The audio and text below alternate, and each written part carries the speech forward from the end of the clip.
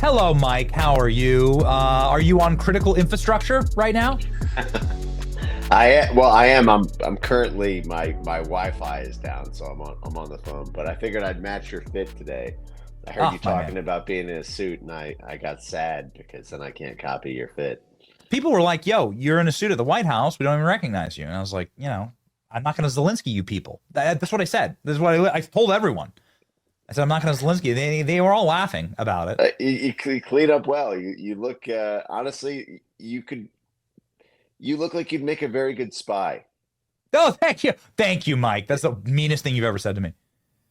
No, you're. It's like I actually saw it and I thought, oh wow, Andy McCabe really cleaned up well. And you, then I son- and then I felt bad about saying thinking you, that. you bastard.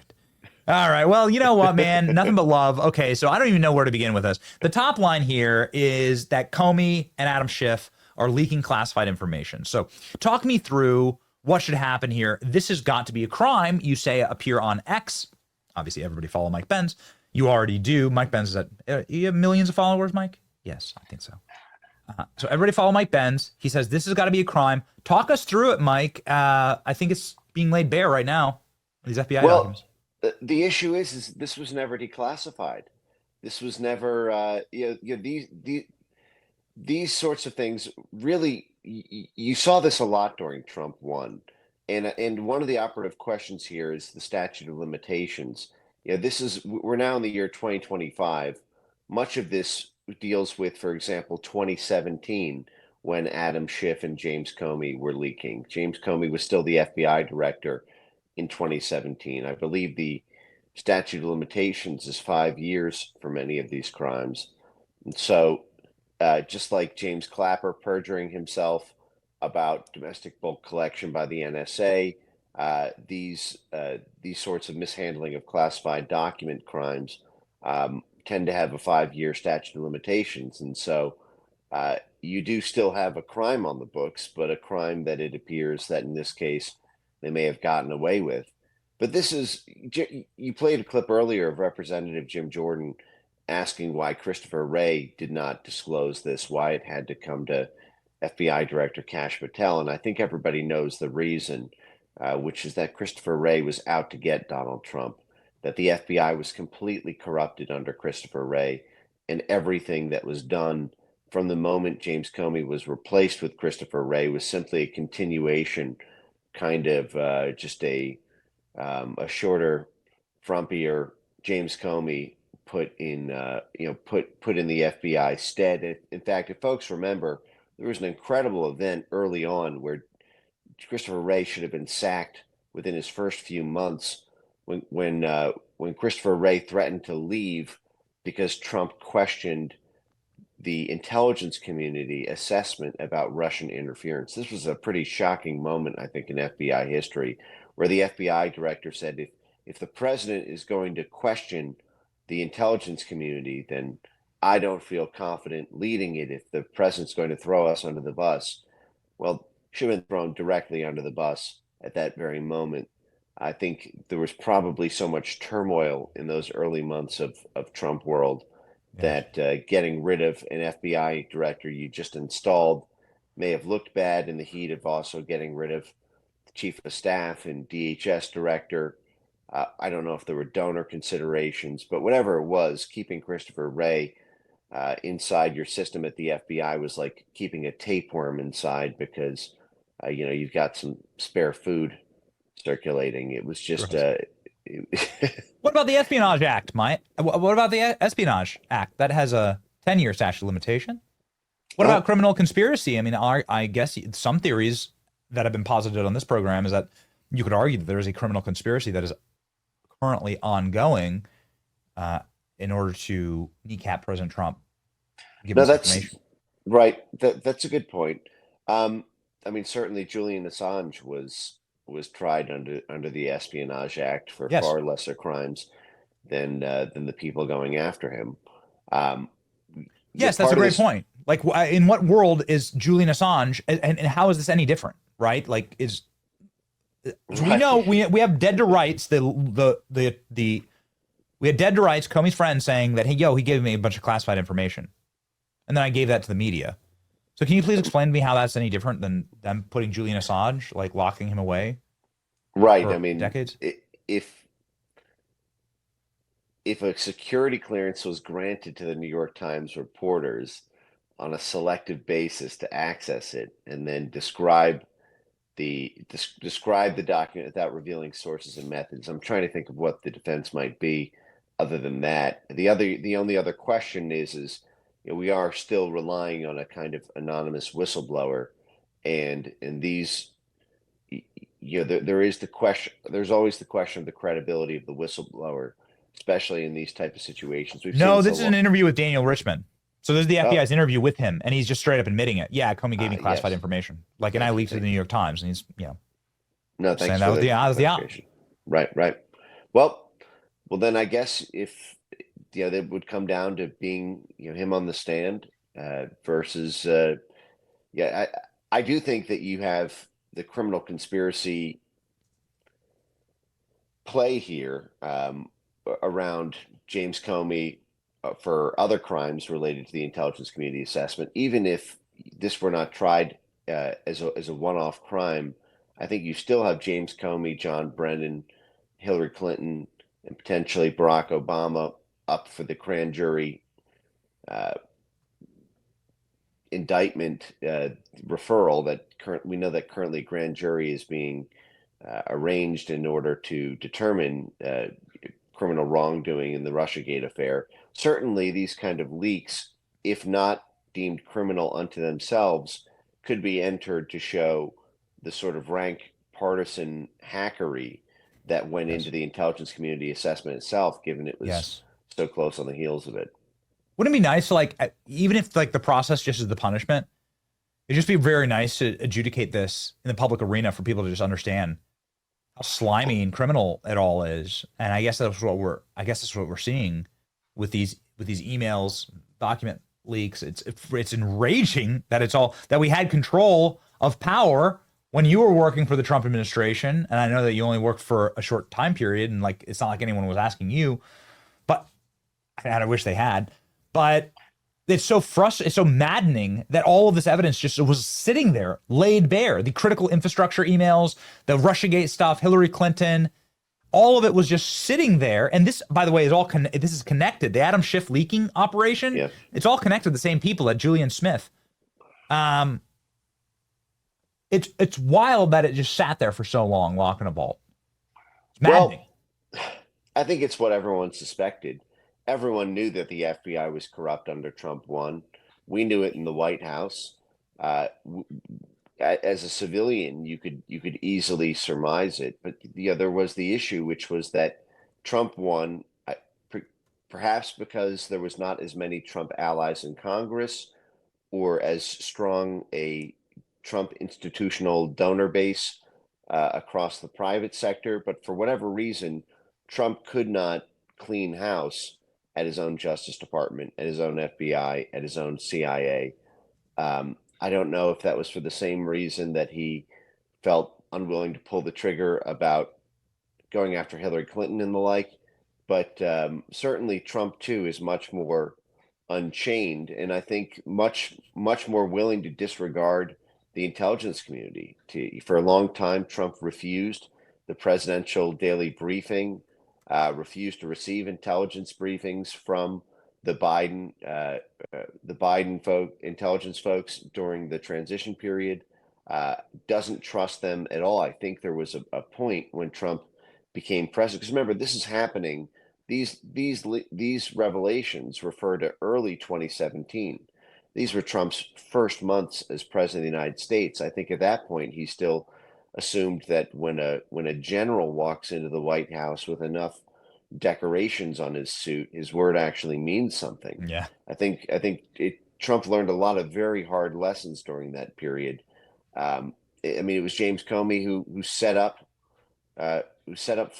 General Flynn, and then bragged about it after Comey got fired. Said that we would never have attempted something like that under a Hillary Clinton presidency, but we Yes. figured Trump was green and we could get away with it. And you even had the FBI agents saying, "Is our goal here to get him fired or to get him to perjure himself? Basically, is our goal here to entrap him or to run a domestic political operation to get him fired?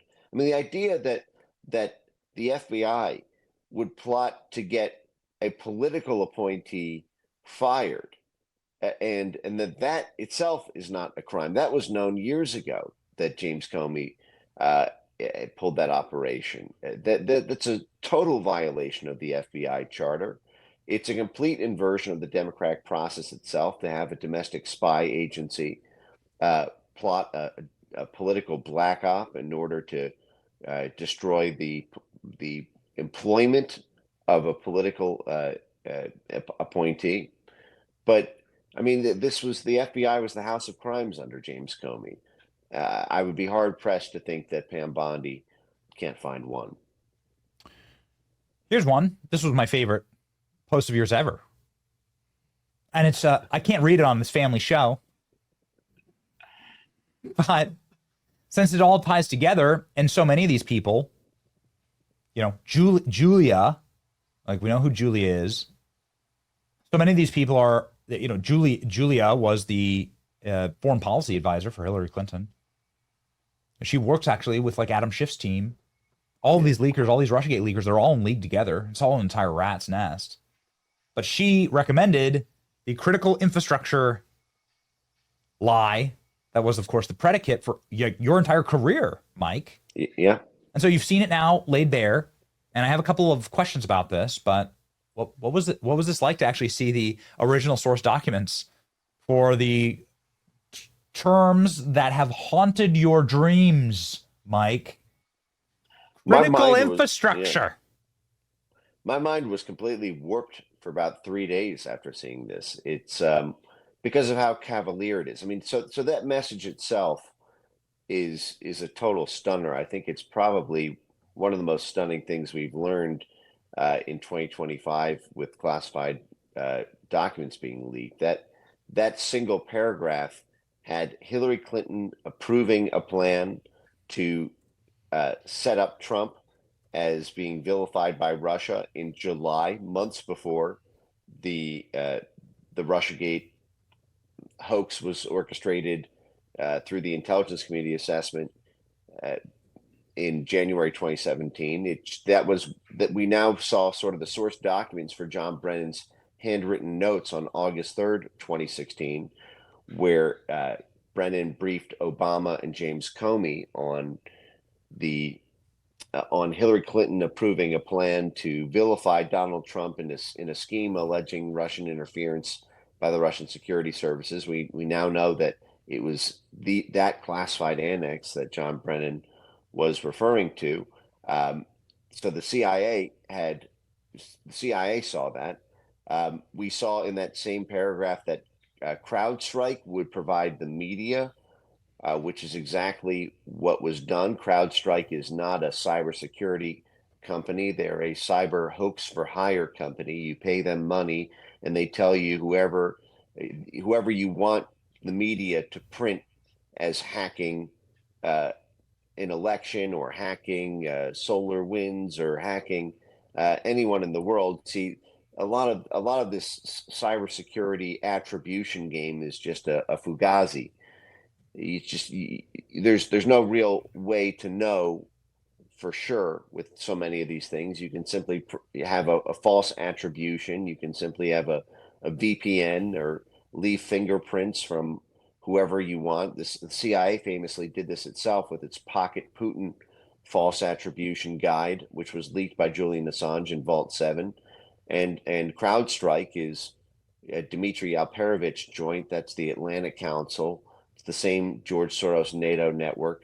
But that email in July had them saying we have no direct evidence. Hillary Clinton just approved this plan to frame Trump as being set up as being helped by the Russians, but we have no evidence of this. So CrowdStrike will come in and provide the media, not even provide the proof, provide the media, give the media a story. And then the following email says later in time, the FBI will come and pour oil on it.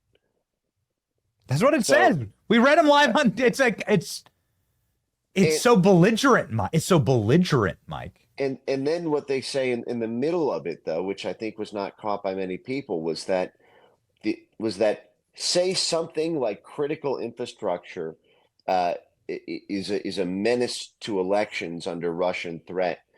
And it's such a glib statement. Say something like critical infrastructure, when critical infrastructure was exactly the phrase that was rolled out, and then it was the Russian attack on critical infrastructure, which never existed, and they knew it never existed, which was used as the justification to effectively federalize elections by having DHS declare elections itself as critical infrastructure. This was the reason you had CISA set up. This was the reason you had DHS control over electronic voting machines, while DHS simultaneously deemed itself the Ministry of Truth to censor anyone who questioned the electronic voting machines that DHS took control of.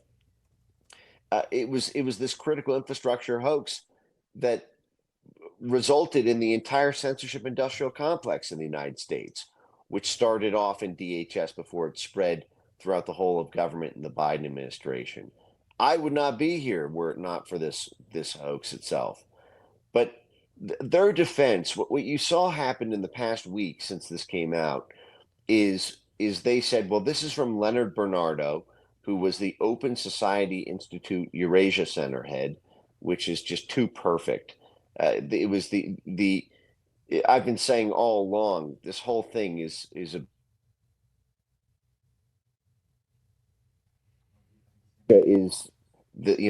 great world continent that has been the focus of U.S. foreign policy since the early 1900s and the Alfred Milner plan.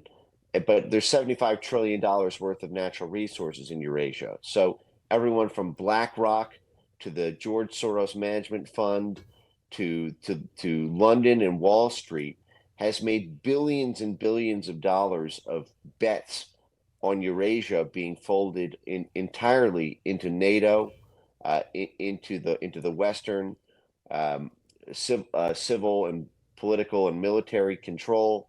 And Trump represented a threat to that plan's completion. That was under maximum pursuit by Obama, by George Bush, by Bill Clinton, all the way through the Cold War, and so the fact that it was the Open Society Institute Eurasia Center, that was the George Soros Eurasia. Now, George Soros met with Hillary Clinton. You can pull this up in August 2016. Both he and the senior head of the Eurasia Center.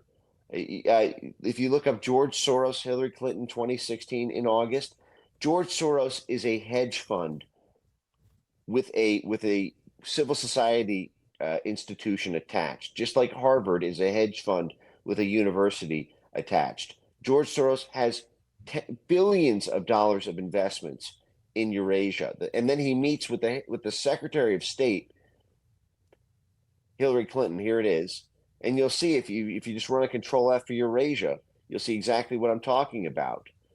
So they would be in position to know. They were literally meeting Soros with his billions of dollars of investments that depend on U.S. foreign policy, buttering his bread, setting up those investments to become profitable because the Secretary of State gets to control all policy in the region.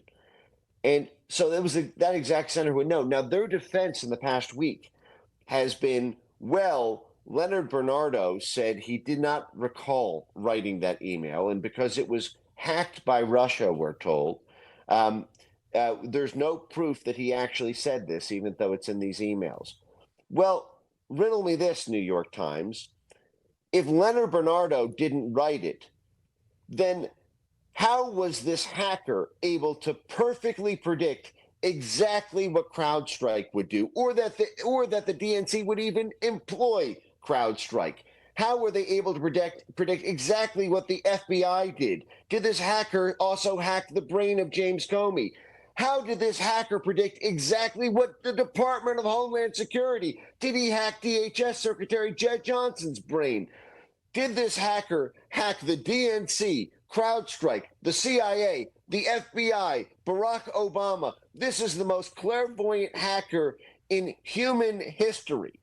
No, it was obviously foreknowledge by the Open Society Institute, by George Soros, by James Comey, by John Brennan, by Hillary Clinton, and they got caught flat busted and classified this thing for 9 years because of how damning this thing is.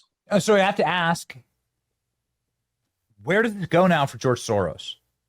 You say that Hillary Clinton is guilty of a criminal conspiracy. Maybe you can touch on that. But what does this look like for the George Soros tie-in, which is, while some may have suspected it, Mike, is now in the black and white. The Open Society Foundation was critical to this. And more importantly, we've had members of Congress and senators on our program saying, well, that makes a lot of sense. And here's why. Because somebody has to pay for it all. You know, it's not easy to employ Christopher Steele. It's not cheap to get a bunch of Russian spies to write disinformation on Trump. This kind of operation requires a ton of lawyers. It requires a lot of people to go walk these documents into the FBI and into the CIA. Somebody had to pay for it. And those in the know say it was George Soros that was actually funding all of this. What kind of culpability does he have? Well, unfortunately, you don't see anything in here that ties George Soros.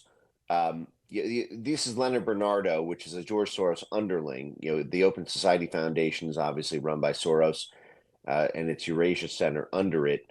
You don't have in this document trail a reference that Leonard Bernardo, for example, knew because of George Soros or George Soros arranged. But I think there are other methods of accountability here. Now, it is also quite telling. I believe it was Judge Beryl Howell that Durham, I believe, attempted to actually run down the Leonard Bernardo leads and to get access to Leonard Bernardo's Gmail, I believe it was, to his personal emails and to his Open Society Institute emails, because I believe John Durham interviewed Leonard Bernardo about this, and that's why Leonard Bernardo, that quote that I mentioned, him saying that I don't recall writing this email.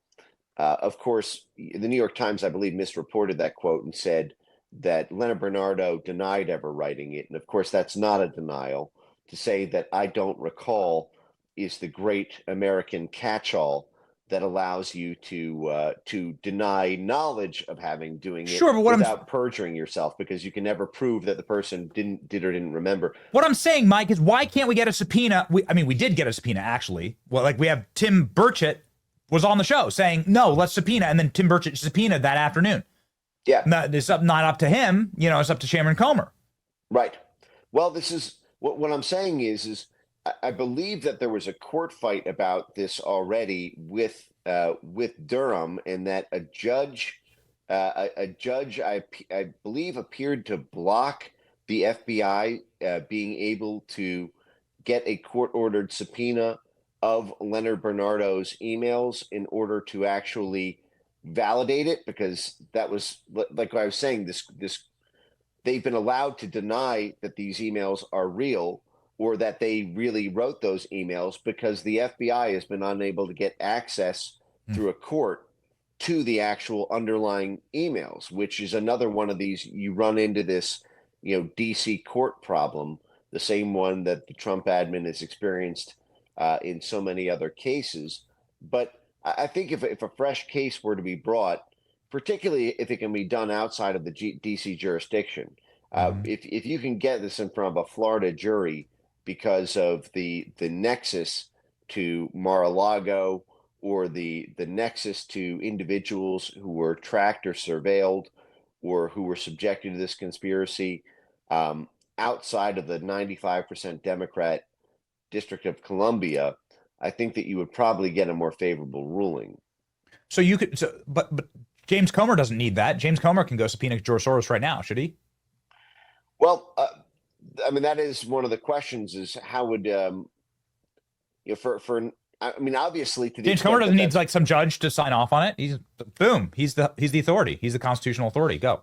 Yeah, to the extent that that's enforceable. Happy 95th birthday, George Soros. Right? Like, But there's also lots of other things that can be done. Obviously, I support the maximum amount of pressure that can be exerted through Congress on this corrupt cabal here. One of the things that I'm very focused on is that I believe that we need declassifications beyond just what's happening at the FBI layer and the ODNI layer. We need them at the USAID and the State Department layer, as well as the U.S. Institute of Peace, which Darren Beattie just became the acting president of. George Soros has made his whole career on skating on the back of the State Department. This is why he met with Hillary Clinton in August 2016, around exactly at the time that these emails came out, and that exactly the time that Hillary Clinton made her pivot, her first speech in August 2016, alleging Trump being backed by Russia, right as she's meeting with Putin.